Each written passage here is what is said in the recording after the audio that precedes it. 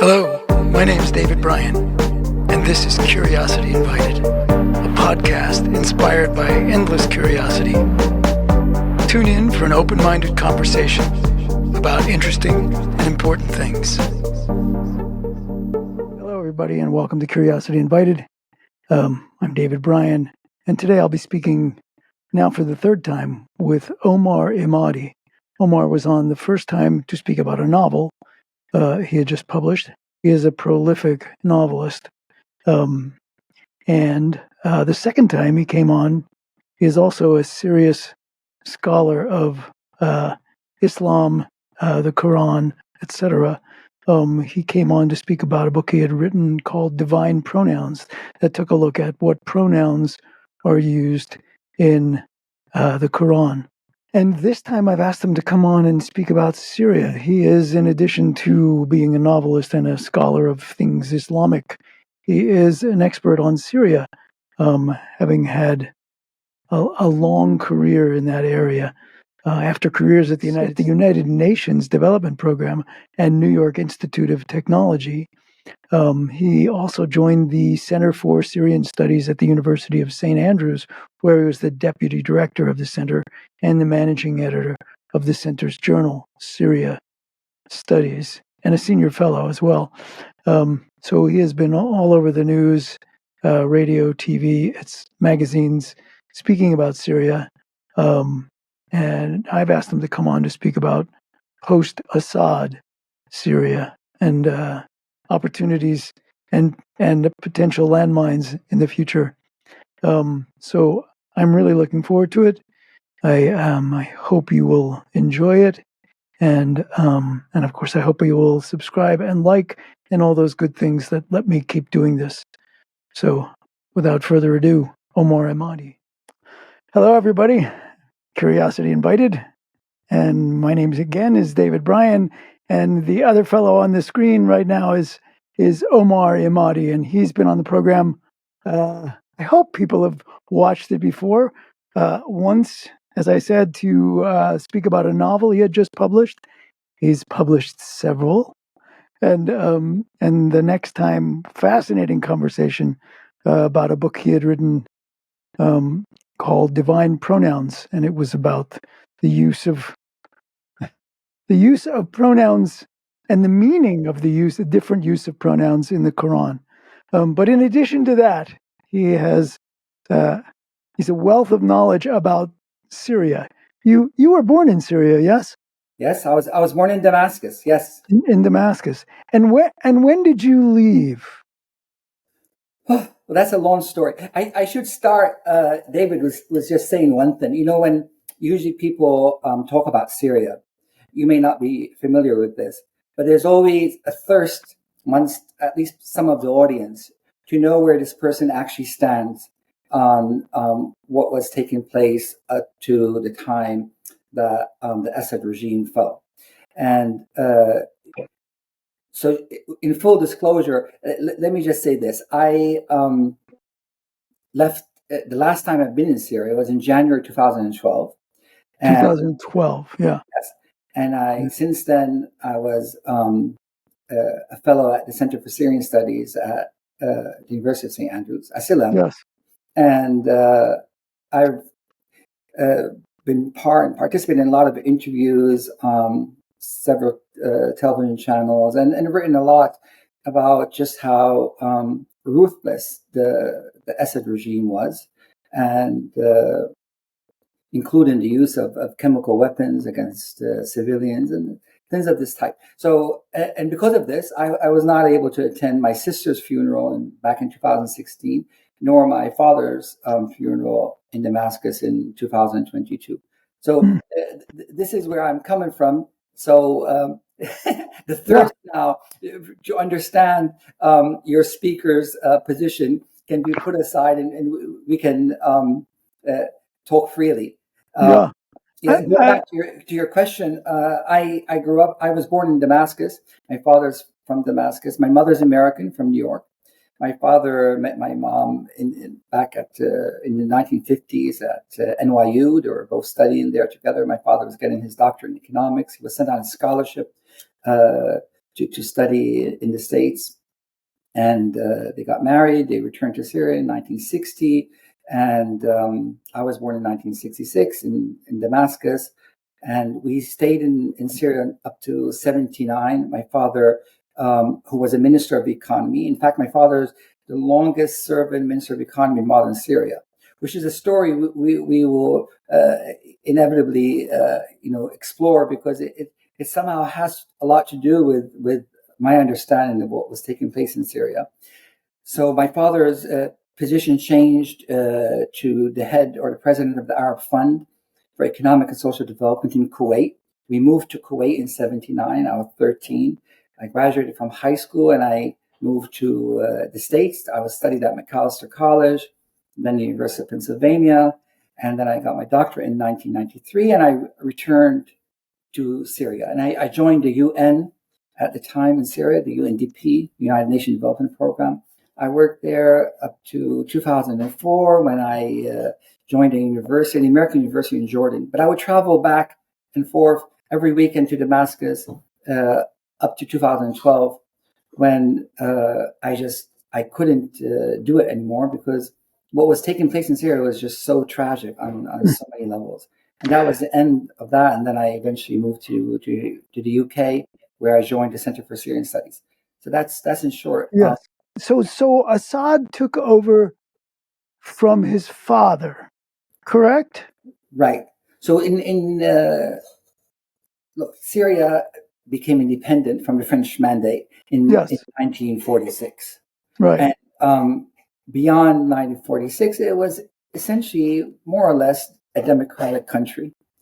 And this continued with various qualifications, exceptions that we don't need to be, there for a detailed, more specific type of presentation. But in 1963, the Ba'ath, it's a political party, means that the resurrection of the Arab nation took over by a coup. And really, the nightmare that we've been through in Syria began in 1963.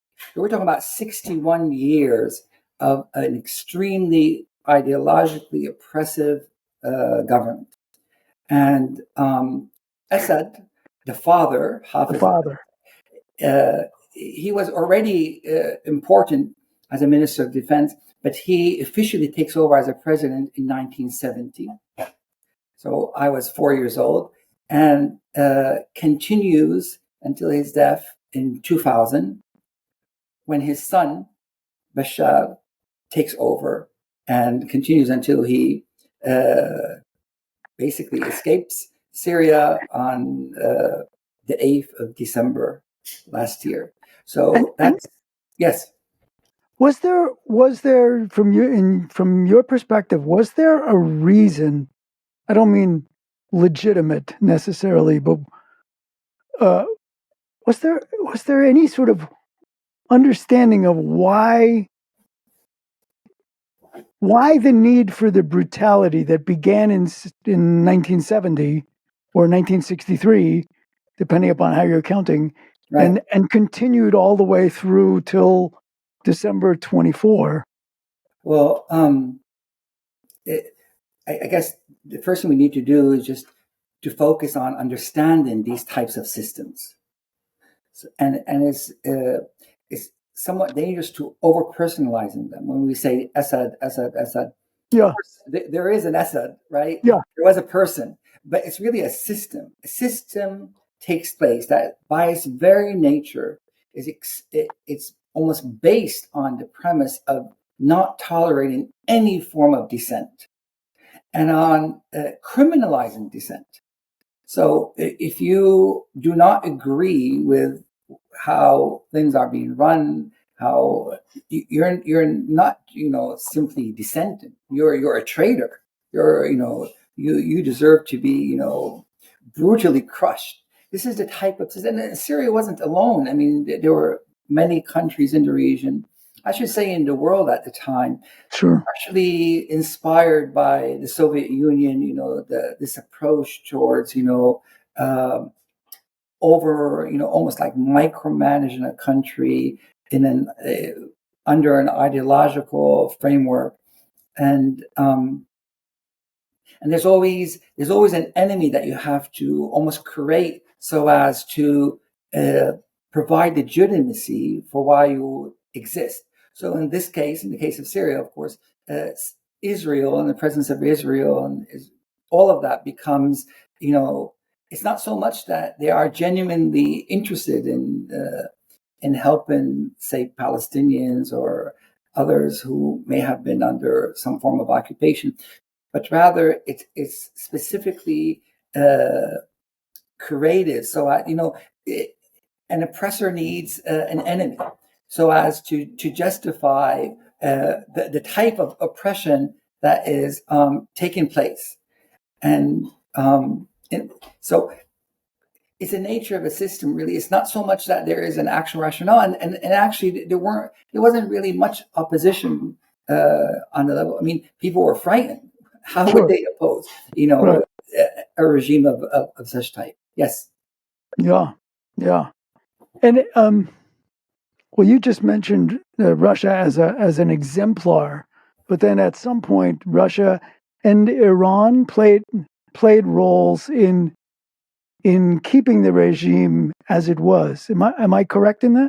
Right. When now you're moving, across time. But possibly it's important to begin with 2011, because 2011 was an extremely important year.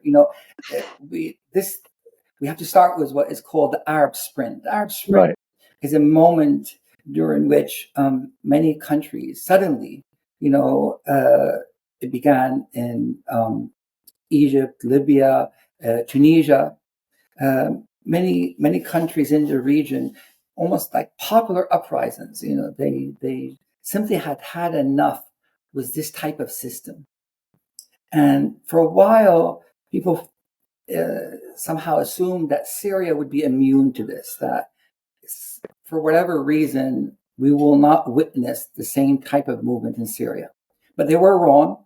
And in March 2011, the Arab Spring arrived in Syria, so to speak. And it started beautifully, David. These were peaceful demonstrations. There were Muslim and Christian. In Syria, we have a mosaic of religions and sects. So we have Alawites, who are Muslims on the coast. We have Druze in the south. We have Sunnis all over the country. We have Arabs. We have Kurds, and of course, we have a beautiful spectrum of Christian denominations as well. So representatives of these various, groups would demonstrate peacefully, simply asking for change, having slogans like, we want dignity, we want to be treated in a dignified way, we want, a country that represents all of us. And they were, these very demonstrations were absolutely, totally crushed, in a military fashion. I remember that.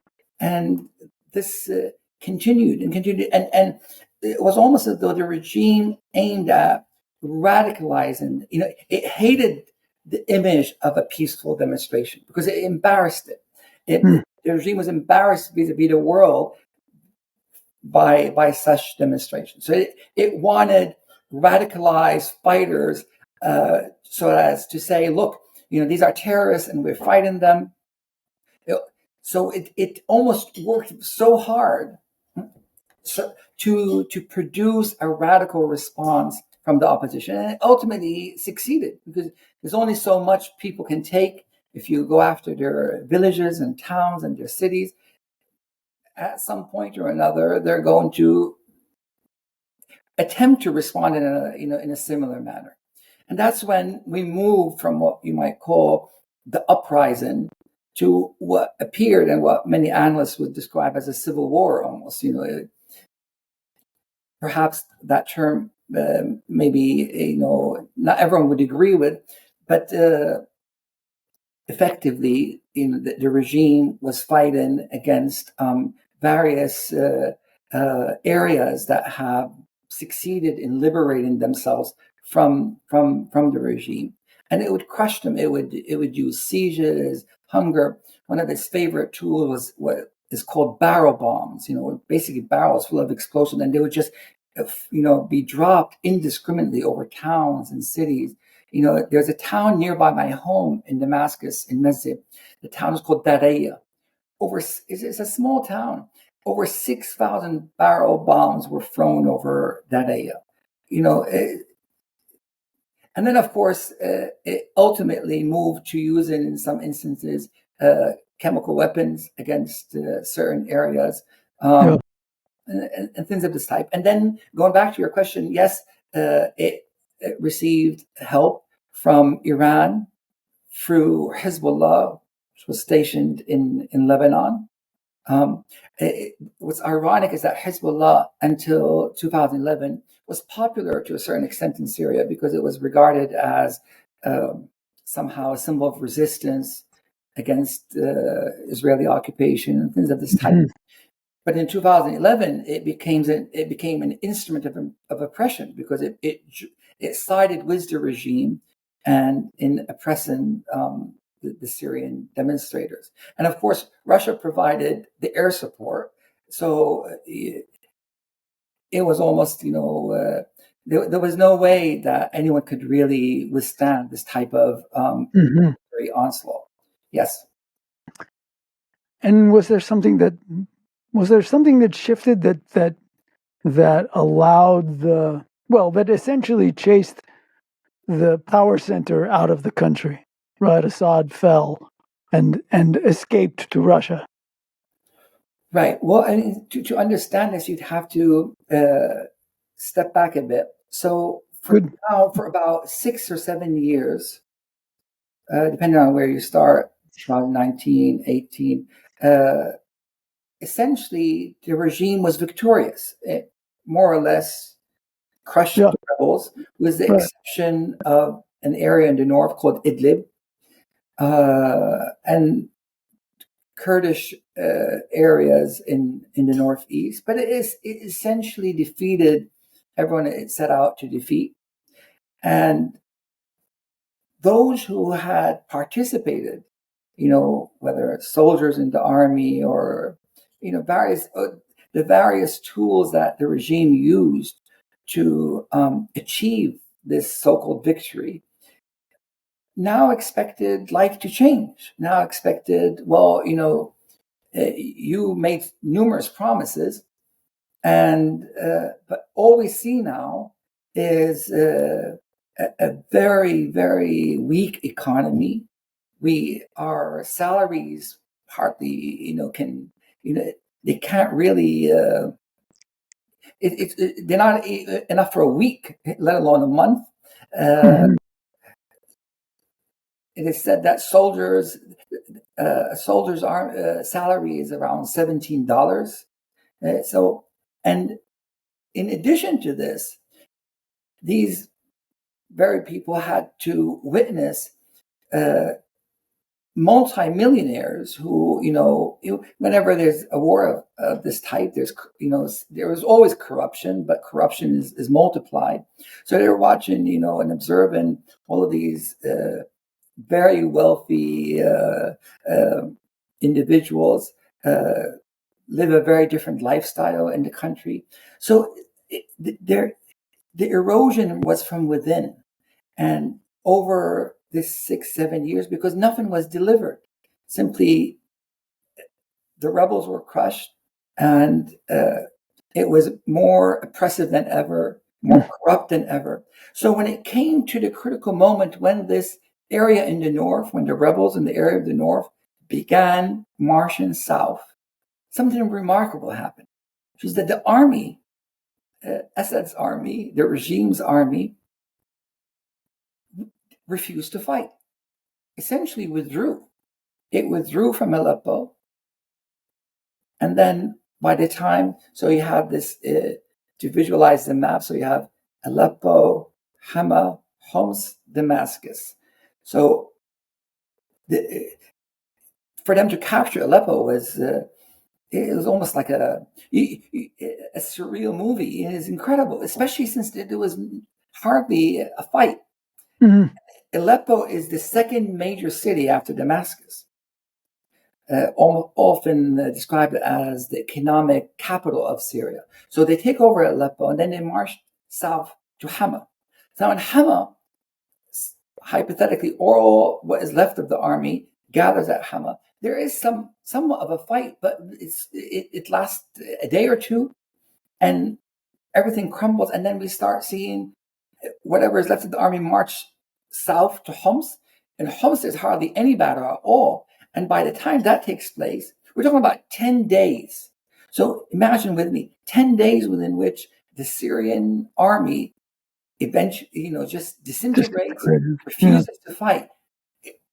It's almost like the conviction of the Syrian soldier is that, I'm not going to fight for this regime because I understand who I'm fighting for. I'm fighting for a specific family, for the wealthy and corrupt, and I'm not part of this equation. Yes. Yeah. Okay, so the regime, or the face of the regime leaves, it falls apart, and who's taken over, and what do they have to do, and what's going to happen next? Right. Well, yes, I know I'm asking. I'm asking the impossible, but that's okay. These are the more complicated questions. Well, first of all, these rebels in the north were often described by the regime as, and by others, as part of a very radical Islamic group or groups that were at one point in Iraq fighting what they regarded as the American occupation of Iraq. And they move at some point after the uprising in 2011, they move into Syria. They create this enclave, you might call, or this territory in northern Syria near the Turkish border. Now, what the regime would not talk about, and what others would seldom explore, is that yes, they arrive very radicalized, but they evolve. They're now governing a small province, and they understand that there's a difference between what you say when you're fighting and you're trying to mobilize support, and how you act when you're actually governing, normal people in a certain area. So and there's been several studies on this, how they become more moderate over time. The language changes, the way in which they're actually governing these people. And they do it, again, according to several studies, in a very intelligent way. They actually manage to, the economy of the area that they were governing up in the north was in many ways much better than the economy of Syria that was governed by the regime. Mm-hmm. So there are several intelligent steps that take place. Now, when they move south, one of the first things they emphasized by their leader, Ahmed al-Shader, who was a designated terrorist at some point, and there was a $10 million award by the U.S. for information that would lead to his capture. It has since been removed after they had met him in Syria recently. So he emphasizes very clearly that because you see now all these groups, Assad relied significantly on a specific group, the Alawites, from whom he belongs. So they say to everyone, we're not here to attack you. We will respect all the components of Syrian society. We don't want revenge. We simply want to get rid of this oppressive regime. So this language was comforting for many. And when they enter into these cities, they're for the most part, true to their word. There are no real acts of revenge. And you need to imagine this is the regime that was attacking this area. It would bombard the area in the north. So there's a lot of grievances and there's a lot of anger. Right. Given all of that, they really act, and one must say this in full honesty, they act in a very gracious way. They move to the south, but there's still a lot of apprehension because in the final analysis, in the eyes of some, these people were at one point part of a radical Islamic group, and now they're taken over. So people are worried. Moderate Muslims are worried. Christians are worried. Others are worried. They did an interview with their leader Ahmed Syria recently, and there was something really fascinating that he emphasized. They asked him, directly, you were a member of Al-Qaeda and you were in various types of groups. And he says, I was a young man and I saw something that I regarded as, a foreign country coming in and taking over another Muslim country. And I became radicalized by this. But then I evolved intellectually over time, and I have changed significantly since. And I am completely against terrorism and towards attacking, innocent civilians. And I am for a Syria that is inclusive for all its different components. So, the very fact that he can address this and talk about this, I thought was quite interesting. I think that this is one thing that is lost in terms of our analysis of what takes place in the areas of the Middle East. We fail to understand why is it that people become radicalized. And once they are, we lock them into that. We don't give them permission to evolve and change and to become something else. So I think we might be observing something quite interesting, how a group that was radical at one moment is now, because he's consistently saying, the revolution is over. We are now, we want to govern a country. And he says that revolutions are they're strong when it comes to tearing something down, but they're very weak when it comes to building something. And we are now in the stage of building something, which is a very different stage.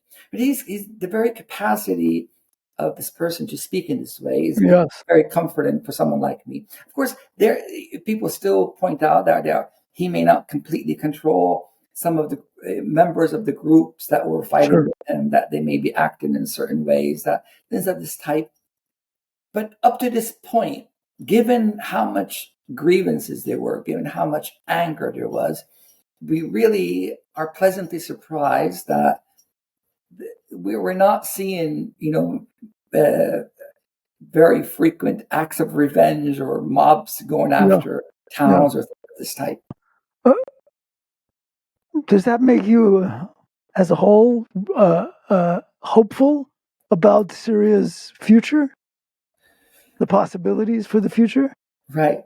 I was just, before speaking to you, I was watching this interview with the head of a political party in Lebanon. He's a Christian nationalist, and he was asked about Syria, and he said, it is impossible to have a regime in Syria today that is worse than the one we had.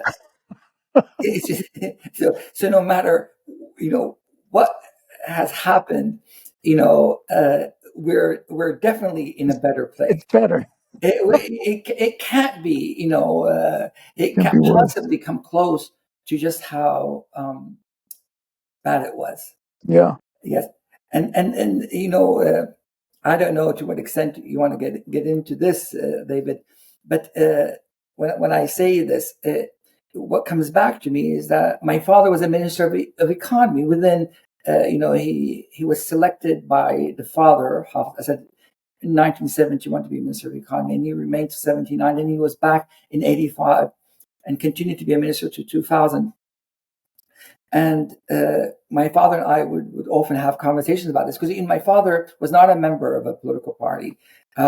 He had studied in the States. He regarded himself as a technocrat, and he just really belongs to this category of what you might call as reformers.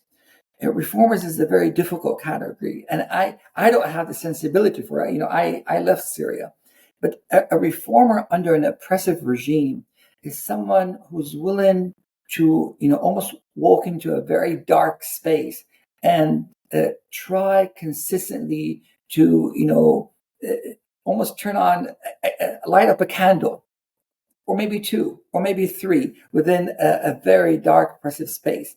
And it takes a lot of talent for this. And my father wasn't the only one. There are several individuals that I knew personally.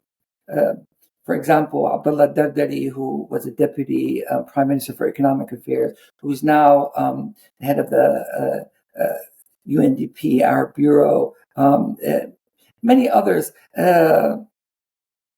They agreed to almost sign a silent treaty with the regime. Like, look, we know we there are many areas we can't touch. We know, you're probably using us some way or another, but allow us some space to do something for these people. Allow us to something to this effect. And I wrote a biography of my father, and I often emphasize in it that I'm not right. I didn't write this book to celebrate my father's life. Of course, I love my father, and I respect my father, and I believe he was a very principled person. But it was always difficult for me to put together how someone who's so principled, so honest, so dedicated, and who loved his country could somehow work within a regime like this, and for so long. And of course, he had options. I mean, he didn't have to. He was well educated, but he truly believed that the country shouldn't be abandoned to the oppressors. That it is almost easier to be a revolutionary, because a revolutionary, it's black and white, it's clear, you know where you stand. But to actually work within and try to do something from within. And it reminded me, there's a professor named David Lubin who writes about working within evil regimes, and the fine line between attempting to do something helpful and being complicit somehow in what is taking place. Sure. And he points out two lawyers that worked in Nazi Germany under the Nazi regime, who, and it can be historically demonstrated, who are capable of saving a lot of lives by the very fact that they actually held positions within this, again, evil regime. And so he goes on, trying to explore at what point, must one leave, and at what point one can still justify their presence in something like this. Yes. Yeah. Did he ever find himself at odds with the regime, or he always managed he was to? consistently at odds. I mean, my memories of him, as the son of a minister, I should have been, spoiled, and I mean, as a child, at least as a teenager, proud. The very opposite existed in our home. We were constantly afraid because my father was constantly afraid.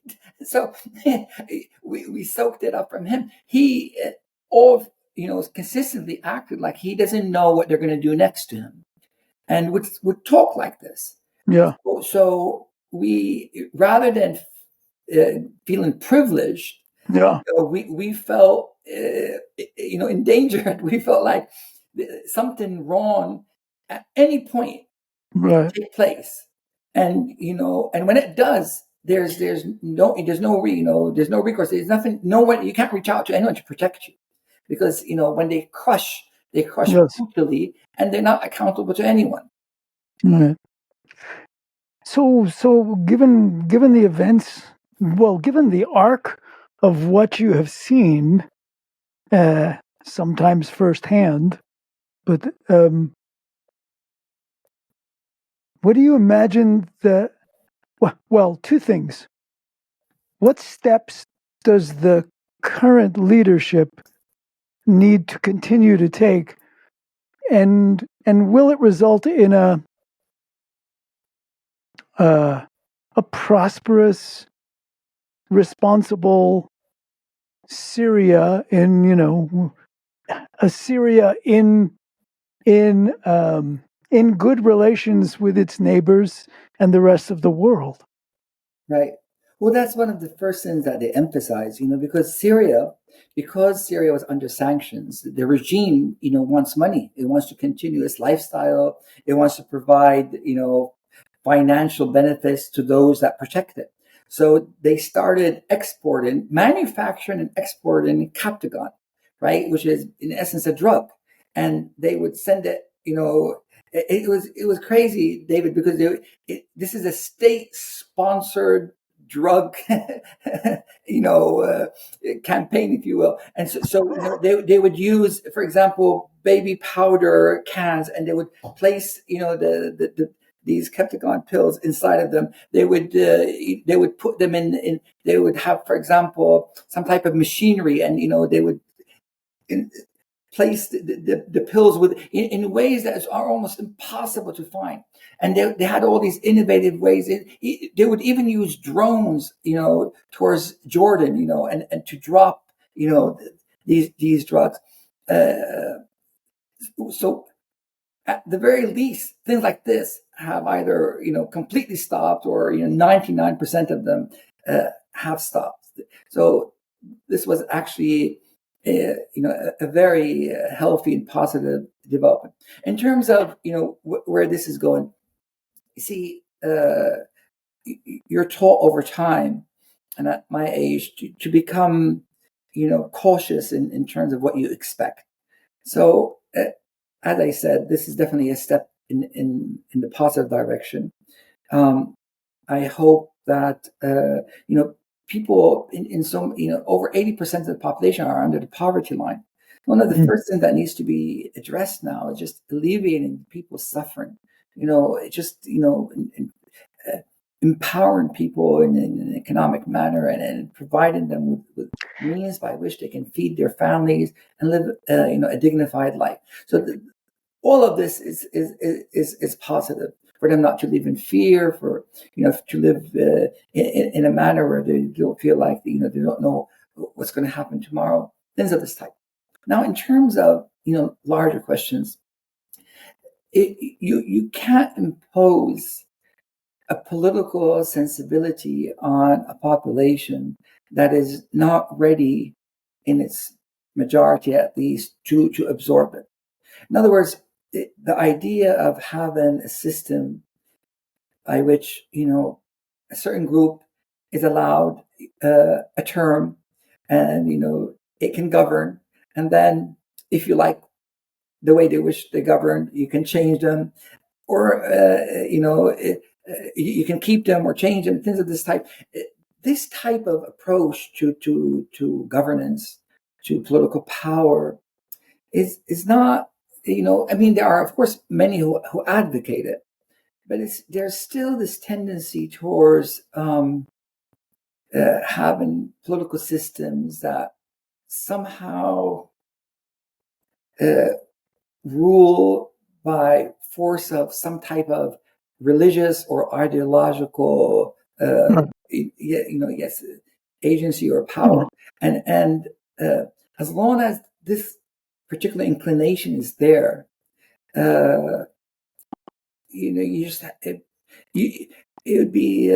I don't think it's wise to impose something on people that they're just. They have to be thirsty enough for it. Ironically, the country that supported the rebels the most is Turkey. Turkey, for example, has one of the most secular constitutions in the world today. I mean, it's possibly more secular than the Constitution of the United States. It's a very secular constitution. Nevertheless, even within very secular constitution, you respect the will of the people. The people chose an Islamist Erdogan party to rule. Yes. And so having a constitution that allows people to choose and then to decide against or for, it does not mean that you are incapable of choosing a group that you think may have some type of religious program or something of this type. You elect whoever you want, but until now there's this sensibility that we want the way we see things to be reflected in the constitution, in the leaders, etc. And that almost inevitably means that some groups are going to be marginalized, because clearly not everyone is going to see it that way. And therein lies, the problem. I'm still optimistic. I think, it just needs time. People haven't been given the opportunity and chance to explore political horizons. They've lived under dictatorship for various forms and types for 61 years. So, right. yeah. And my knowledge of this area is woefully inadequate. But are there countries reaching out in a big way to help Syria economically, in whatever ways it feels like it needs help? Are there, and who are those countries? Right. And do you Well, America sent he's Undersecretary of State Barbara Leaf, if I'm not mistaken. Yeah. She visited Syria. She met with the leader of Syria, effectively, Ahmed Shara. She eased the sanctions, because the sanctions were so severe that even humanitarian aid would be difficult to deliver. So they eased the sanctions. Now Europe is now beginning to also ease the sanctions. A lot of countries in the region, Saudi Arabia, Jordan, and of course Turkey, are providing, and Qatar are providing various types of assistance. There are some countries in the region that are a bit nervous. They're not quite sure, who are these people? What kind of country they're going to create? What will it mean to us? Yeah. Will they somehow inspire our own citizens to be radicalized? There are questions of this type. But yes, it's already changing. It's already the Syrian pound vis-a-vis the dollar has already increased in value. Things of this type. Of course, you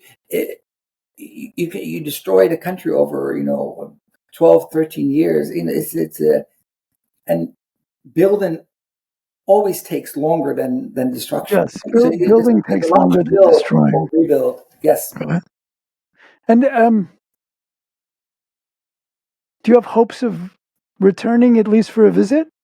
Well, finally I can, which is incredible. I mean, I can finally, I want to go to Damascus. I want to visit my father's grave, my sister's grave. I want to, visit my home. There are some favorite spots for me in Damascus: the Umayyad Mosque, the Grand Mosque of Damascus, which was once the Cathedral of John, which was once the Temple of Jupiter, which was once the Temple of Hadad. A place that has been designated, for sacred activity for thousands of years. It is also believed that the second coming of Jesus will take place in this spot. It's a beautiful place, and you can sit in the courtyard at sunset and watch the pigeons fly.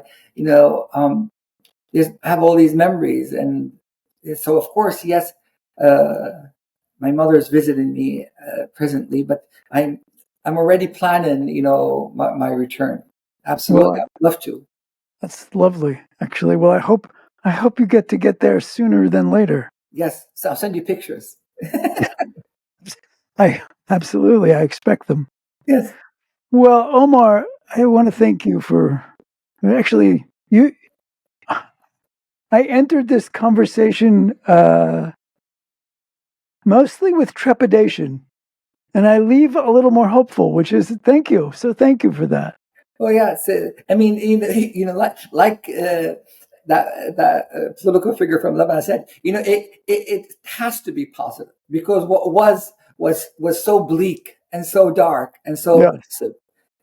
You can talk for hours about just how the nature of oppression that had taken place. So yes, we are definitely in a better moment. We're hopeful for the future.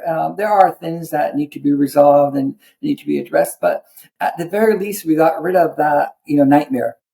Yes, indeed. Yes, indeed. Well, thank you so much, and as always, thank you for being willing to spend time. And I know that this is not necessarily the conversations you most want to have in your life these days, but that I really appreciate you. No, not at all. Thank you so much for having me again, David. It's always a pleasure to speak to you. And I must say that I did an interview not too long ago, and it was far more difficult than this because your mere presence, makes me relax in a certain way, and I can just flow. There we go. So, good. Thank you again. Yeah, thank you.